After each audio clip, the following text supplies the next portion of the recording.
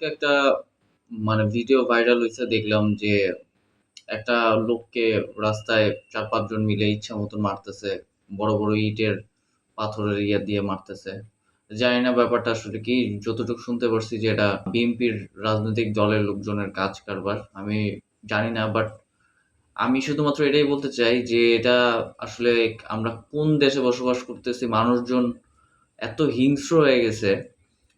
এটা তো আছেই। আর আমি আরেকটা কথা বলতে চাই যে আশেপাশে অনেক মানুষজন থাকে।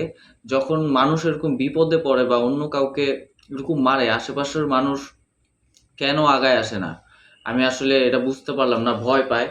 আমরা যেমন ফ্যাসিবাদ শেখ হাসিনাকে দূরে সরাইছি, এরকম যুদ্ধ করে লড়াই করে ঠিক এদের বিরুদ্ধে এভাবে লড়াই করতে হবে। নইলে আসলে পারা যাবে না। দেশটা আসলে পুরা শেষ হয়ে যাচ্ছে। মানুষজন ধীরে, ধীরে হিংস্র হয়ে যাচ্ছে।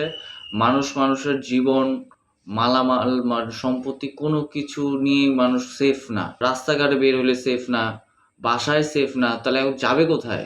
এটাই আসলে বলার ছিল। আর কিচ্ছু বলার নাই আসলে। এটাই বলতে চাচ্ছি। আমরা জনগণ হিসাবে বা নাগরিক হিসাবে সচেতন হওয়া উচিত। আর এরকম কোনো পরিস্থিতি দেখলে অবশ্যই ওরা ৫ জন থাকলে আশেপাশে যদি ৫০-১০০ জন চলে আসে, অবশ্যই ৫ জন লোক করতে কিছু পারে না। আমার কাছে মনে হয়, আমি জানি না আসলে ওই জায়গায় কি আরো লোকজন ছিল কিনা, ফুটেজে এত কিছু দেখা যাচ্ছিল না। বাট মেক্সিমাম টাইম আমি এরকমই দেখি যে যদি কোথাও রাস্তাঘাটে কিছু হয় তো আশেপাশের মানুষজন দাঁড়ায়, দাঁড়ায় দেখে। কিন্তু এই জিনিসটা কিন্তু উনাদের সাথেও ঘটতে পারে। এটা কিন্তু উনারা এটা বুঝে না। তখন কিন্তু উনাকেও বাঁচানোর জন্য কেউ আগায় আসবে না হেল্প করার জন্য। সো এটাই বলার ছিল।